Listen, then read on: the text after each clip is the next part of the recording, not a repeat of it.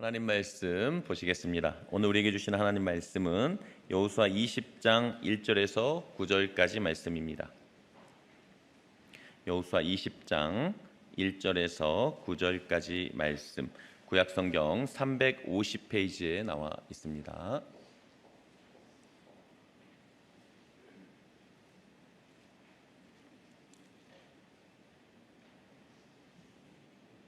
제가 하나님 말씀 봉독하도록 하겠습니다.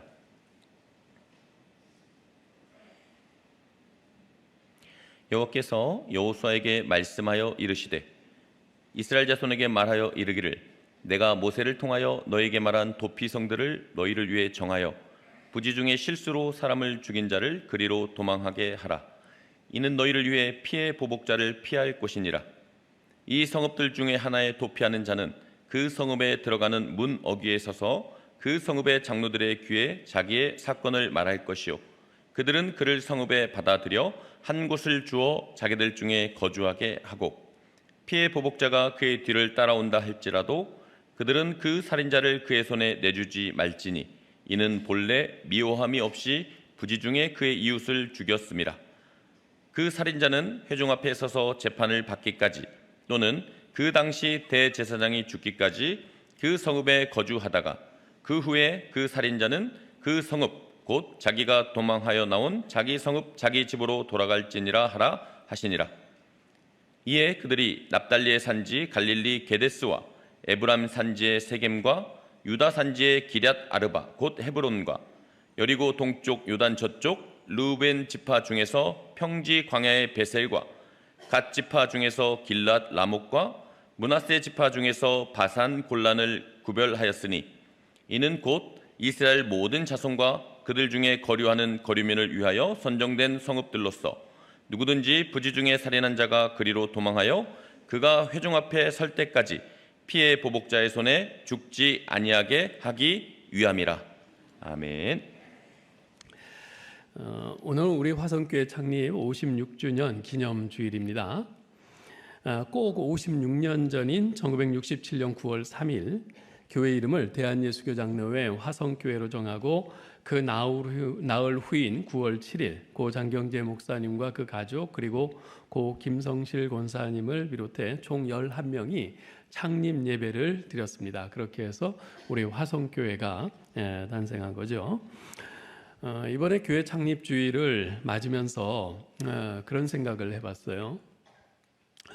56년 전 처음 창립 예배를 드릴 때 당시 장경재 목사님을 비롯한 그분들은 분명히 마음속으로 하나님 오늘 창립하는 우리 화성교회가 이러이러한 교회가 되게 하여 주옵소서 라고 하나님께 기도하셨을 텐데 그분들의 기도 제목은 과연 뭐였을까? 그리고 56년이 지난 지금 그 기도 제목은 과연 어떻게 이루어졌을까? 참 궁금하더라고요.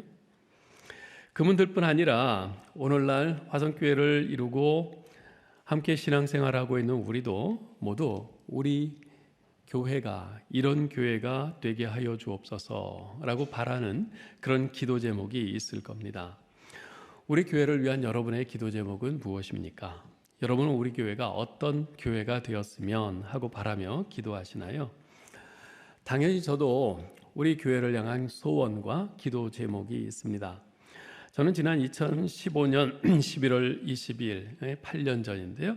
그때 제가 부임해서 첫 주일 예배 설교를 우리가 꿈꿔야 할 교회라는 제목으로 전하면서 세 가지를 말씀드렸습니다. 첫째, 예수님 때문에 행복한 교회. 둘째, 공동체 때문에 행복한 교회. 셋째, 사명 때문에 행복한 교회. 기억나시나요? 전 지금도 여전히 이러한 교회를 꿈꾸면서 기도하고 있습니다. 그런데 우리가 하나 조심해야 할 것이 있습니다.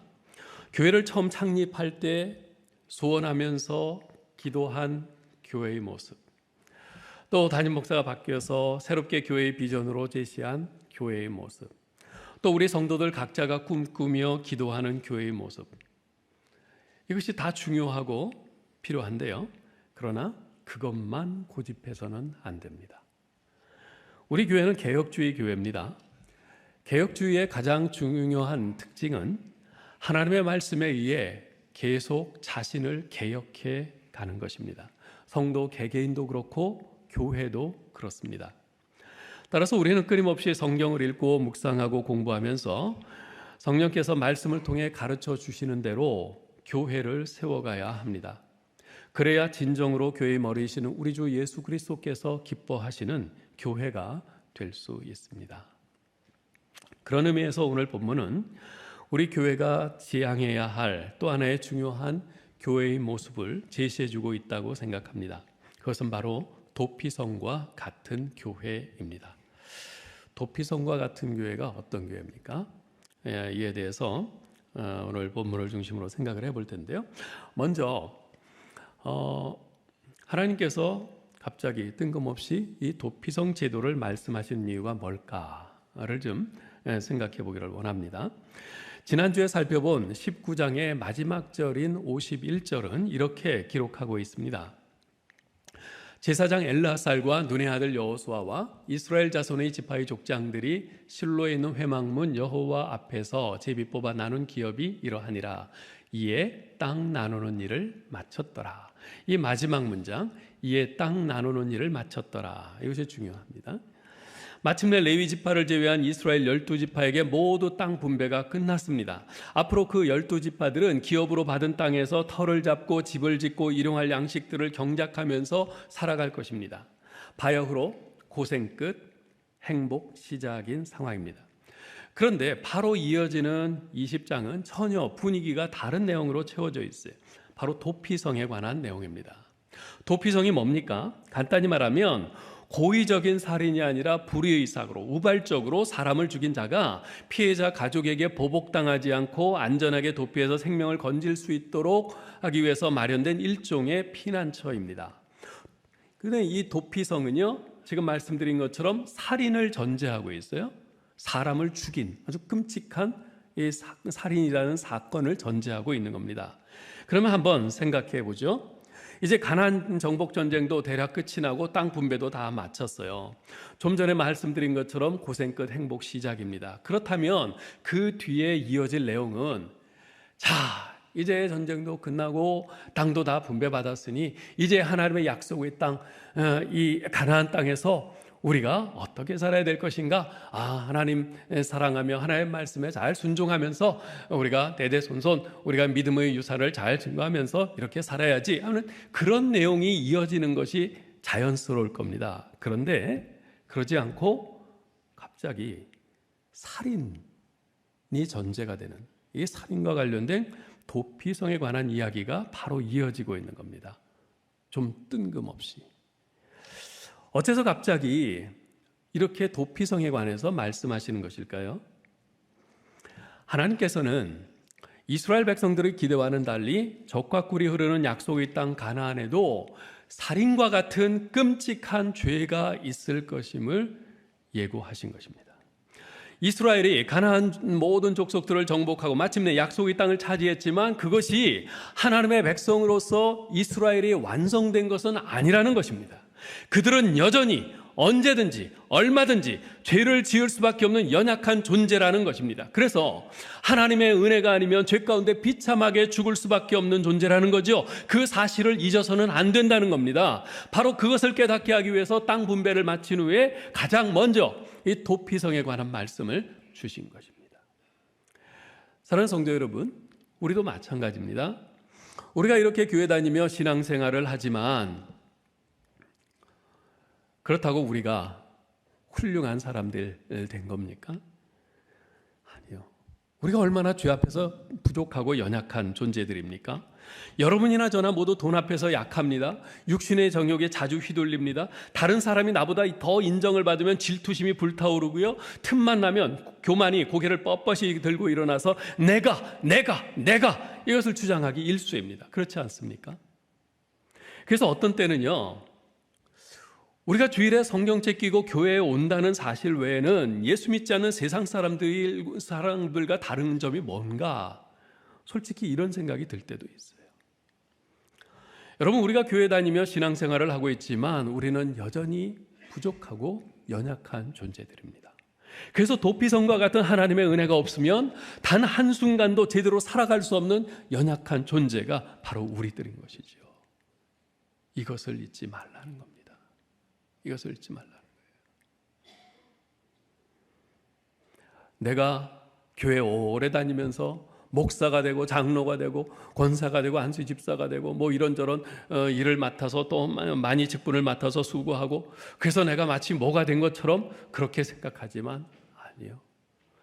하나님의 은혜가 없으면 우리는 한순간에 무너질 수밖에 없는 연약한 존재들입니다. 이걸 잊으면 안 됩니다. 두 번째로 생각할 것은 그러면 이 도피성은 누구를 위한 것인가 하는 것입니다. 누구를 위한 도피성인가? 오늘 1절로 3절 말씀을 같이 한번 읽어볼까요? 여호와께서 여호수아에게 말씀하여 이르시되 이스라엘 자손에게 말하여 이르기를 내가 모세를 통하여 너희에게 말한 도피성들을 너희를 위해 정하여 부지 중에 실수로 사람 죽인 자를 그리로 도망하게 하라. 이는 너희를 위해 피의 보복자를 피할 곳이니라. 여러분 이 말씀에 보면 두 사람이 등장합니다. 지금 노란 글씨로 썼는데요. 한 사람은 부지 중에 실수로 사람을 죽인 사람이고 또 다른 한 사람은 피의 보복자입니다. 자, 이 둘 중에 도피성은 누구를 위한 것일까요? 결론부터 말하면 도피성은 이들 두 사람 모두를 위한 것입니다. 왜 그런가? 이스라엘을 비롯한 중동 사람들의 문화 전통에는요, 상대가 나를 죽이면 반드시 내 가족이나 친척 중에 한 사람이 피의 보복자가 되어서 그 살인자를 죽여야 한다는 것이 있습니다. 그것을 명예살인이라고 하죠. 그렇게 복수하여 가족의 명예를 지켜야 한다는 겁니다. 이러한 문화 때문에 지금도 중동에서는요, 이스라엘과 아랍국들 사이에서 서로 죽임을 당하면 반드시 보복을 함으로써 전쟁이 끝이지를 않고 있습니다. 모세는 고의적인 살인이 아니라 부지 중에 사람을 죽인 자가 피의 보복자로부터 죽임을 당하기 전에 안전하게 도피할 수 있는 도피성을 세우라고 하는 그 지시를 하나님께 받았습니다. 여기서 부지 중에라는 이 말은요, 과실로, 우연히, 실수로, 악의 없이, 사전에 계획 없이 돌발적인, 우발적인 사고로 이런 뜻입니다.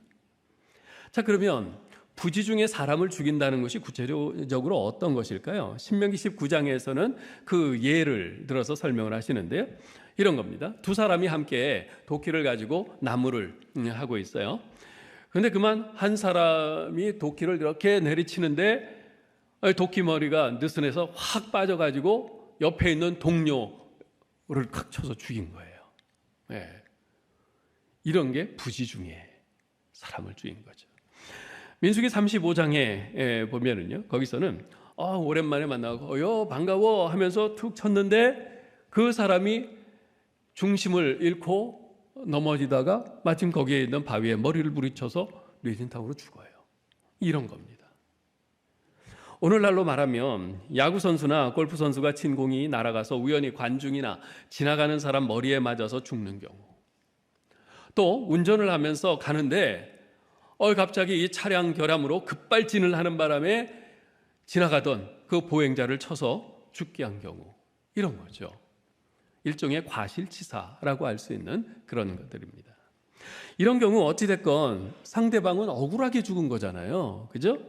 그렇기 때문에 그의 친인척인 사람이 피의 보복자가 되어서 그 살인을 한 사람을 죽일 수 있는 겁니다.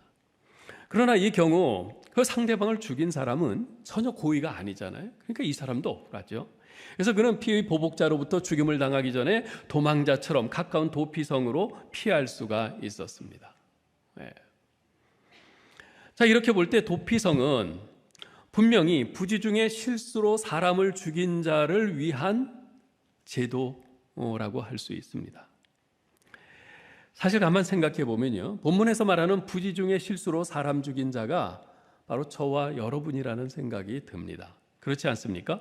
우리가 부지 중에 실수로 범하는 죄와 허물들이 얼마나 많습니까? 다른 사람을 해롭게 하고 해치는 일들이 얼마나 많아요. 사실 인생을 살면서 정말 죄를 짓고 싶어서 죄를 짓는 사람은 별로 없습니다. 여러분이나 저나 모두 좋은 부모가 되고 싶고요. 부모님들에게는 좋은 자식이 되고 싶고 또 좋은 교인이 되고 싶고 또 이 사회에 좋은 시민으로서 살고 싶은 마음이 다 있습니다. 하지만 우리가 인생을 살면서 실수도 하지 않고 죄를 짓지도 않고 살 수 있는 방법은 없습니다. 불가능합니다. 왜냐하면 타락한 우리 인간은 죄를 짓지 않을 능력이 없는 존재, 즉 죄를 지을 수밖에 없는 존재이기 때문에 그렇습니다. 달리 말하면 우리가 죄를 짓기 때문에 죄인이 아니라 죄인이기 때문에 죄를 지을 수밖에 없는 것입니다. 그래서 다윗은 시편 51편 5절에서 이런 고백을 하지 않습니까? 내가 죄악 중에서 출생하였으며 어머니가 죄 중에서 나를 잉태하였나이다. 무슨 말입니까? 태어날 때부터 우린 죄인이라는 거예요. 그 결과 우리는 죄를 지으며 살 수밖에 없는 존재인 것이고요. 하나님께서는 우리 인간이 그런 존재임을 너무나도 잘 아시기에 우리에게 도피성을 마련해 주신 것입니다. 죄 가운데 살다가 비참하게 죽지 않도록 우리가 살 길을 마련해 주신 것입니다. 그래서 도피성은 나 같은 죄인에게 살 길을 주시는 하나님의 긍휼이요 은혜인 것이죠. 그러나 도피성은요, 이렇게 부지중에 실수로 사람을 죽인 사람만을 위한 것만은 아닙니다. 복수를 하려고 달려오는 그 피해 보복자를 위한 것이기도 합니다. 왜 그렇습니까? 여러분 4절 5절을 같이 한번 읽어보죠. 이 성읍들 중에 하나에 도피하는 자는 그 성에 들어가는 문 어귀에 서서 그 성읍의 장로들의 귀에 자기의 사건을 말할 것이요, 그들은 그를 성읍에 받아들여 한 곳을 주어 자기들 중에 거주하게 하고 피의 보복자가 그의 뒤를 따라온다 할지라도 그들은 그 살인자를 그의 손에 내주지 말지니 이는 본래 미워함이 없이 부지중에 그의 이웃을 죽였음이라. 자, 여러분 한번 이렇게 상상력을 발휘해서 좀 생각을 해보셔요. 자기 가족이나 친인척이 너무나 억울하게 죽었어요. 그래서 분노와 복수심에 불타서 그 부지중에 살인한 자를 뒤쫓아온 그 피해 보복자. 그런데 열심히 이 칼을 들고 쫓아왔는데 그 살인자가 도피성으로 쏙 들어가 버린 거예요. 그러니 어떻게 해요? 그냥 복수를 할 수 없게 됐죠. 그 성 밖에서 아주 씩씩거리면서 원통해할 겁니다. 어쩌면 도피성 문을 쾅쾅쾅 두드리면서 자기의 원통함을 하소연할 겁니다.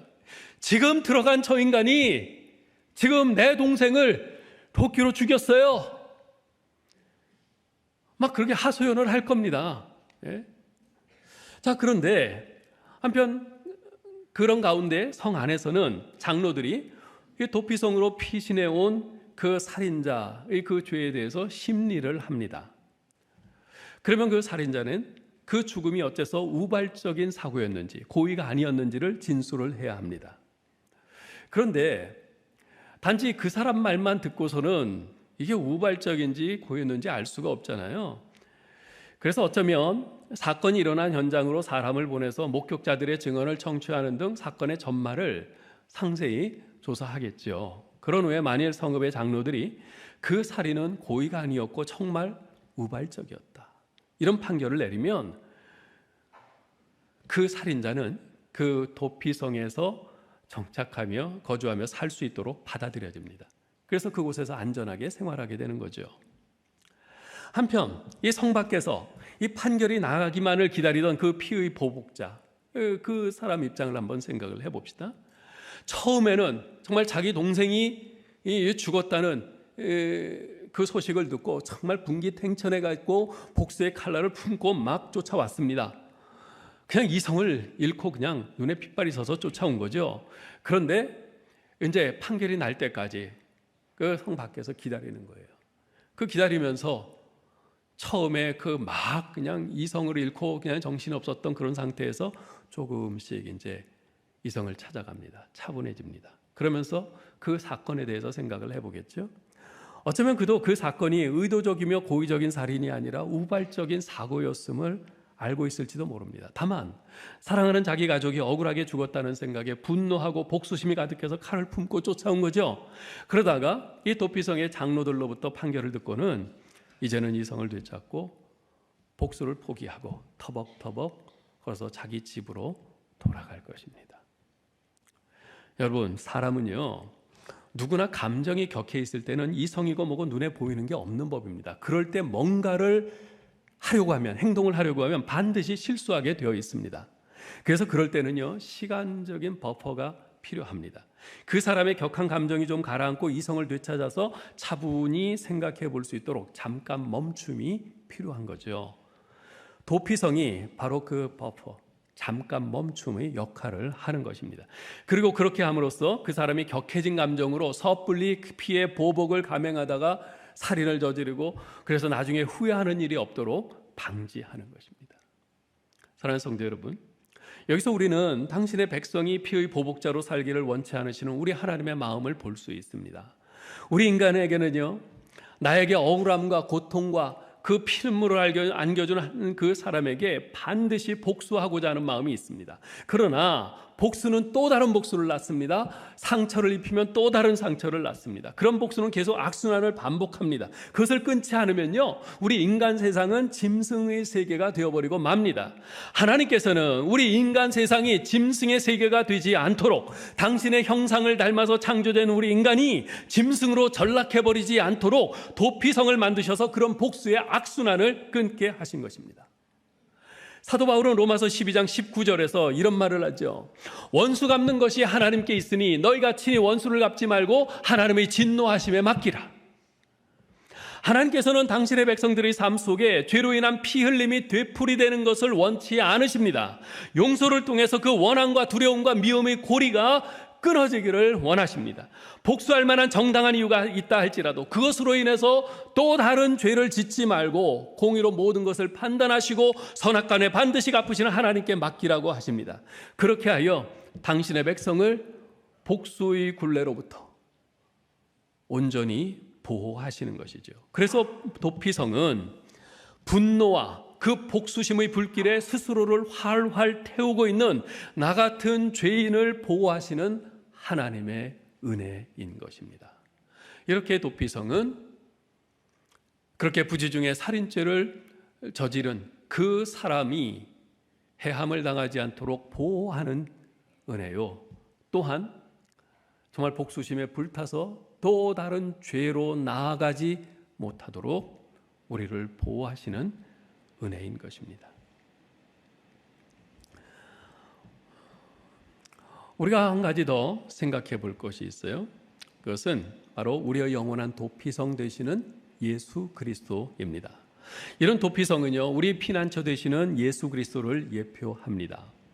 도피성에 관한 규례들을 잘 살펴보면 그 방향이 하나같이 예수 그리스도를 향하고 있음을 알게 됩니다. 몇 가지를 좀 생각을 해볼 텐데요. 첫째로, 이 도피성으로 피하는 그 살인자는 다 보호받고 죄 용서를 받지 않습니까? 그와 마찬가지로 예수 그리스도께 피하는 자는 누구든지 보호받고 죄 용서를 받습니다. 하나님께서 도피성 대신 예수 그리스도를 이 땅에 보내신 것은 죽어 마땅한 죄인인 우리를 살리기 위해서입니다. 그래서 베드로는 사도행전 4장 12절에서 예수 그리스도에 대해서 이렇게 선언을 하죠. 다른 이로서는 구원을 받을 수 없나니 천하 사람 중에 구원을 받을 만한 다른 이름을 우리에게 주신 일이 없음이라. 예수 그리스도를 믿으면, 예수 그리스도께 피하면, 예수 그리스도 안에 있으면 죄 용서받고 구원받는다는 겁니다. 도피성 대신 예수님께 피하는 자는 누구든지 생명을 얻습니다. 주님께서 보호하십니다. 신명기 19장 3절에 보면요, 이 도피성에 관한 규례를 말씀하는데 도피성으로 가는 길을 잘 닦아두라 이렇게 명령을 하세요. 한번 읽어볼까요? 내 하나님 여호와께서 내게 기업으로 주시는 땅 전체를 세 구역으로 나누어 길을 닦고 모든 살인자를 그 성읍으로 도피하게 하라. 길을 잘 닦아서 도피하게 하라. 그래서 유대법에서는요, 1년에 한 번씩 도피성으로 가는 길을 잘 닦아두어야 했습니다. 그리고 그 길은 폭이 14m나 되는 아주 넓은 길이었어요. 또한 도피성으로 가는 길에 가다가 두 갈래 길이 나오면 거기에 도피성으로 가는 그런 길 쪽에 바른 이정표를 만들어서 큰 글자로 미클라트, 도피성이라고 써놓아야 했습니다. 그래서 누구든지 어렵지 않게 이 도피성을 찾을 수 있고 또 갈 수 있었습니다. 마찬가지입니다. 우리의 구원자 되신 예수 그리스도께 나아가는 길은 언제나 열려 있습니다. 그리고 그 길은 참 넓습니다. 누구든지 다 나올 수 있습니다. 그런데 도피성 대신 예수님께 나아가는 길을 모르는 사람들이 있어요. 그들이 도피성 대신 예수님께 올바로 나아갈 수 있도록 안내하는 이정표가 필요합니다. 그 이정표가 무엇이겠습니까? 그것은 바로 예수 믿고 새 생명을 얻은 여러분과 저 같은 그리스도인입니다. 그리고 교회가 바로 세상에 대해서 그리스도께 나아가는 이정표 역할을 해야 합니다. 바라기는 아직 주님을 알지 못하고 죄 가운데 죽음을 향해 가고 있는 가족이나 친구, 이웃들을 생명의 도피성 대신 예수 그리스도께로 인도하는 이정표로 살아가는 우리 성도들, 그리고 우리 교회가 될 수 있기를 축복합니다. 둘째로, 도피성에는요 단지 유대인뿐만 아니라 이방인들도 들어갈 수 있었습니다. 마찬가지로 예수 그리스도께서는 누구도 차별하지 않고 다 받아주십니다. 하나님께서는 도피성을 전부 6개를 두도록 명하셨는데 요단 동편에 3개, 요단강 건너 가나안 땅에 3개를 두라고 하셨습니다. 오늘 보면 7절, 8절에 보면요, 요단강 서편 가나안 땅에는 납달리 지파의 산지 갈릴리 게데스, 에브라임 산지의 세겜, 유다 산지의 기랏 아르바 곧 헤브론, 이 세 성읍이 바로 도피성이고요. 요단강 동편에는 루벤 지파의 벳셀, 갓 지파의 길랄라못, 그리고 므낫세 지파의 바신 골란, 이 세 성읍이 그 도피성으로 지정되었습니다. 여러분 지금 지도에 보시는 바로 저 성읍들입니다. 자, 그런데 오늘 보면 9절에는 이렇게 말씀을 합니다. 9절 읽어보죠. 이는 곧 이스라엘 모든 자손과 그들 중에 거류하는 거류민을 위하여 선정된 성읍들로서 누구든지 부지 중에 살인한 자가 그리로 도망하여 그가 회중 앞에 설 때까지 피의 보복자의 손에 죽지 아니하게 하기 위함이라. 자, 이 누구를 위하여 선정된 성읍이라고요? 이스라엘 모든 자손과 그들 중에 거류하는 거류민, 즉 이스라엘 가운데 이스라엘 땅에 살고 있는 이방인들입니다. 이 도피성 규례에 대해서 기록하고 있는 또 다른 말씀이 민수기 35장 15절에서는 이렇게 말씀합니다. 읽어보죠. 이 6성읍은 이스라엘 자손과 타국인과 이스라엘 중에 거류하는 자의 도피성이 되리니 부지 중에 살인한 모든 자가 그리로 도피할 수 있으리라. 자, 도피성에 누가 갈 수 있어요? 먼저 이스라엘 자손, 당연히 갈 수 있겠죠. 그리고 타국인. 이 타국인은 이스라엘 영토 밖에 사는 사람들입니다. 그리고 이스라엘 중에 거류하는 자, 이스라엘 영토 안에 살고 있는 이방인들이겠죠. 그러니까 모든 사람이에요. 모든 사람들이 다 도피성으로 피할 수 있었습니다. 여러분, 도피성은 이스라엘 자손만을 위한 것이 아닙니다. 외국인, 즉 이방인도 피하여 거할 수 있었어요. 뭐 예전에도 그랬지만 오늘날까지도 다수의 국가들은 자기 자국민들에 대한 그런 자국민들을 보호하는 그 법적인 조치들은 잘합니다. 그런데 외국인들에 대한 그 외국인들을 보호하는 법적인 조치는 잘 안 돼 있는 나라들이 참 많습니다. 그런데 이스라엘은 그렇지 않습니다. 이스라엘에서는 외국인들도 이스라엘 백성과 동등한 법적인 보호와 그 권리를 누립니다. 제가 2007년도에 이제 저희 교회 성도들과 함께 이제 이스라엘 성지 순례를 갔었는데요. 그때 가이드가 필요한데 저희들을 가이드해 주신 분이 총신 출신의 목사님인데 그분이 그 이스라엘 히브리 대학교에서 이제 박사과정 공부를 하면서 아르바이트를 하고 있는 분이었어요. 그런데 그분을 처음 만났을 때 좀 의아한 것이 있었어요. 그때 제가 5월인가 6월인가 가서 날이 참 많이 더웠어요. 그래서 모두 반팔 옷을 입고도 더워서 땀을 막 흘리고 있었는데 그분은 목부터 몸의 모든 것을 다 옷으로 감싸고 있는 거예요. 목부터. 아니 이렇게 더운데 어떻게 저렇게 옷을 입고 다니지? 궁금했어요. 근데 나중에 알고 보니까 그분이 그 히브리 대학 도서관에서 공부를 하고 있을 때 팔레스타인 게릴라들이 폭탄을 던져서 테러를 당한 거예요. 그래서 온 몸에 화상을 입었어요. 다행히 얼굴만 화상을 안 입고 요 목부터 온몸에 화상을 입었어요. 왜 죽는다고 그랬는데 그 이스라엘이 참 아주 그 화상 치료에 세계적인 그 권위가 있는 나라입니다. 그 이스라엘에서 잘 치료를 해갖고 살아났어요. 그런데 이스라엘 국민들과 똑같이 전액 무상으로 다 치료를 해주고요. 또한 자기 나라에서 그런 일을 당했다 해서 영주권까지 줬어요. 그렇게 외국인들에 대해서도 법적으로 정의롭게 잘 보호를 해줍니다. 여기서 우리는 구원에 관한 하나님의 뜻이 단지 이스라엘 백성에게만 국한되지 않고 이방인을 포함한 모든 인간을 향하고 있음을 깨닫게 됩니다. 사도 바울도 동일한 말을 합니다. 디모데전서 2장 4절에 보면요, 하나님은 모든 사람이 구원을 받으며 진리를 아는 데 이르기를 원하시느니라. 그렇습니다. 우리의 도피성이신 예수 그리스도는 이스라엘만을 위한 그리스도가 아니십니다. 누구든지 그리로 피하는 모든 사람을 안전하게 구원하시고 보호하시는 만민의 그리스도이십니다.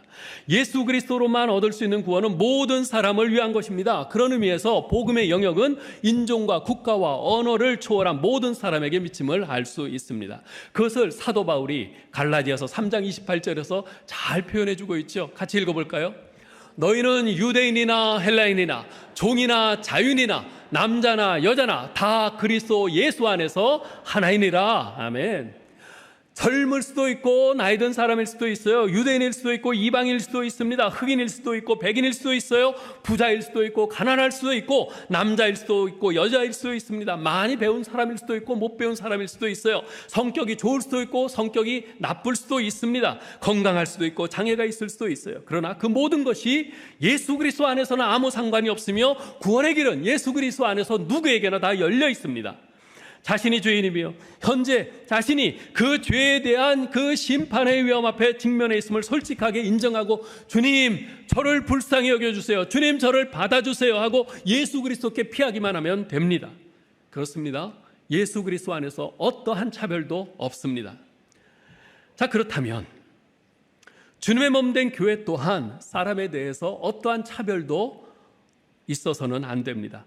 그 누구를 향해서도 교회 문은 활짝 열려 있어야 합니다. 교회의 머리 되신 예수님께서 모든 사람에 대해서 활짝 열려 있었다면 그분의 몸된 교회가 모든 사람에게 활짝 열려 있어야 되는 것은 당연한 것 아니겠습니까? 예수 그리스도를 모시고 사는 우리의 마음도 그래야 됩니다. 물론 쉬운 일은 아닙니다. 그렇지만 어떠한 사람도 제한되지 않도록, 어떠한 사람도 이 교회를 들어오는데 제한받지 않도록 먼저 우리의 마음이 활짝 열려 있어야 합니다. 셋째로 이 도피성에 피한 사람은요, 대제사장이 죽으면 해방되어서 자기 집으로 돌아갈 수 있었습니다. 그와 마찬가지로 대제사장 대신 예수 그리스도의 대속적 죽음으로 구원받은 우리들, 새 생명을 얻은 우리들을 우리의 삶의 현장으로 보내십니다. 여러분 6절을 읽어보죠. 그 살인자는 회중 앞에 서서 재판을 받기까지 또는 그 당시 대제사장이 죽기까지 그 성읍에 거주하다가 그 후에 그 살인자는 그 성읍 곧 자기가 도망하여 나온 자기 성읍 자기 집으로 돌아갈지니라 하라 하시니라. 도피성에 피해 사는 사람은요, 기름 부음 받은 대제사장이 죽기까지 그곳에서 보호를 받으면서 살다가 대제사장이 죽게 되면 자기 집으로 갈 수 있었습니다. 어째서 도피성에 피해 사는 사람이 자유롭게 되는 것과 대제사장의 죽음을 연관시키고 있는 것일까요? 여러분, 그것은 이스라엘에서 그 대제사장의 위치를 생각해 보면 어렵지 않게 알 수 있습니다. 1년에 한 차례 대속죄일에 대제사장은 지성소로 홀로 들어갑니다. 그때 그는 개인 자격으로 들어가는 것이 아니라 모든 이스라엘의 죄를 자기 두 어깨에 짊어지고 들어가는 겁니다. 거기서 하나님 앞에 이스라엘 백성들의 죄를 고하고 회개합니다. 용서를 구합니다. 자칫하면 대제사장이 죽을 수도 있어요. 그런데 그는 백성들을 대신해서 그 모든 죄를 짊어지고 들어가서 하나님의 용서를 구하는 것이죠. 그래서 이 대제사장이 죽는다고 하는 것은 단지 한 사람이 죽는 것이 아니라 대속의 원리에 의해서 그 그 죄값으로 죽어야 하는 그 모든 사람들의 죄를 대신 지고 죽는 것으로 간주되는 것입니다. 그래서 대제사장의 죽음은 도피성에 피신한 자들을 위해 대신해서 죽은 대속의 죽음으로 선포되어 그들의 죄에서 사면되어 자유의 신분으로 자기 집으로 돌아갈 수 있었던 거죠. 우리 대제사장 대신 예수 그리스도께서 십자가에서 죽으신 것이 바로 그렇습니다. 예수님의 그 죽음이 어째서 내 죄를 위한 죽음이 되느냐? 바로 이런 이유에서입니다. 예수님은 자기 개인으로 죽으신 것이 아니라 오고 오는 세대의 모든 사람의 죄를 대신 짊어지시고 죽으신 것입니다. 그래서 하나님께서는 예수 그리스도께서 그 죄를 짊어지고 죽으신 것을 믿는 사람에게는 그것을 바로 우리의 죽음으로 그렇게 인정하시는 것이죠. 자, 근데 여기서 우리가 놓쳐서는 안 되는 것은요, 그가 훗날 자기 성읍 자기 집으로 돌아간다는 사실입니다. 도피성에서 죽을 때까지 사는 것이 아닙니다.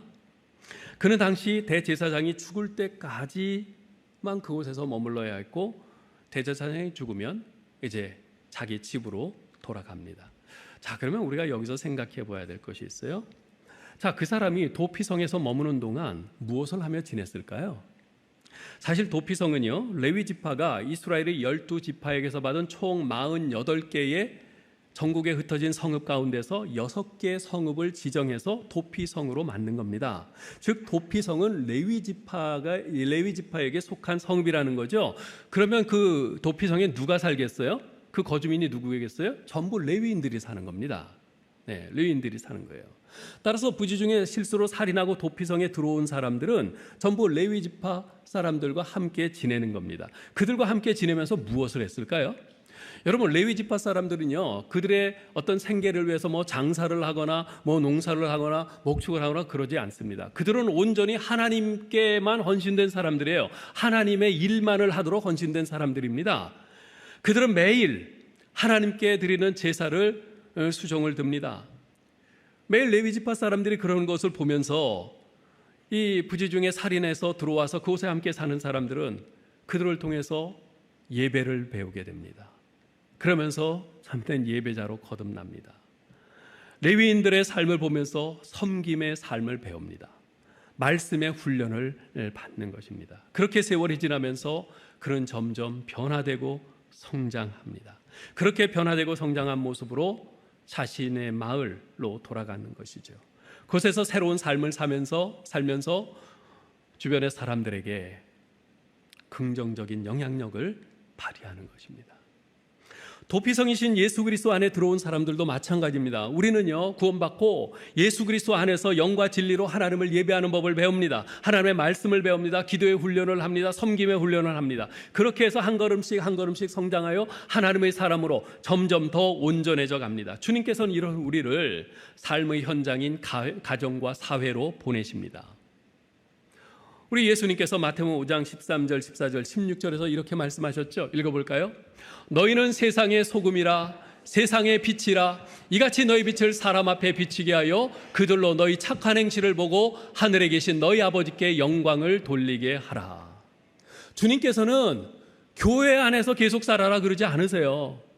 그러지 않으세요. 세상으로 가라 그러세요. 세상으로 가라.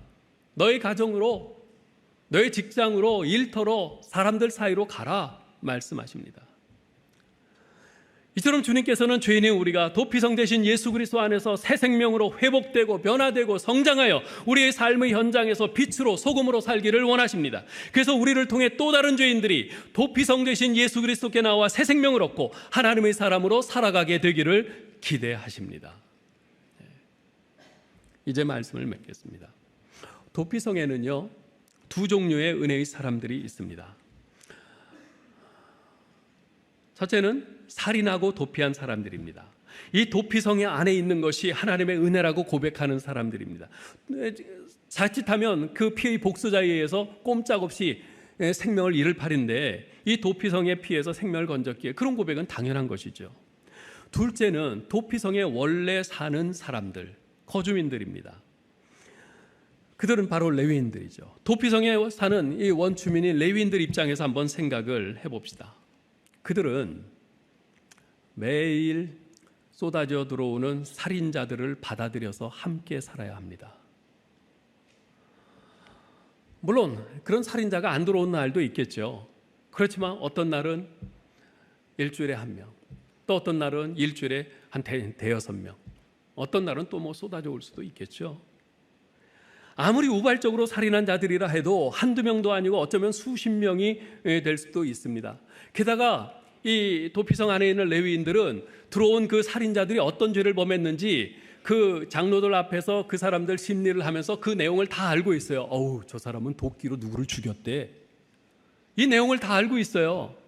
아무리 우발적으로 그렇게 했다 하더라도 그러한 다양한 살인자들과 그 많은 살인자들과 기약도 없이, 대제사장이 죽을 날은 기약이 없는 거 아니겠어요? 기약도 없이 계속 함께 살아야 한다는 것은 정말 부담되고 살떨리는 일이 아닐 수 없을 겁니다. 그야말로 하나님의 은혜가 아니고서는 맨정신으로는 그런 살인자들을 받아들일 수도 없고 매일매일 그들을 보면서 함께 살 수도 없는 거죠. 그래서 아마도 그들은 매일 하루를 시작하면서 하나님, 오늘도 저들을 제가 기꺼이 받아들이고 감당할 수 있는 은혜를 주옵소서, 저들과 함께 살 수 있는 은혜를 주옵소서 간구했을 겁니다. 이처럼 도피성에는요, 하나님 저를 받아주셔서 감사합니다 라고 받은 은혜를 고백하는 사람들과 하나님 이 하루를 저들과 기꺼이 같이 살아낼 수 있도록 은혜를 주옵소서 하고 은혜를 간구하는 사람들이 있는 것입니다. 사랑하는 성도 여러분, 서두에서 우리 교회가 도피성과 같은 교회가 되어야 한다고 말씀드렸습니다. 어떤 면에서 도피성과 같은 교회가 되어야 할까요?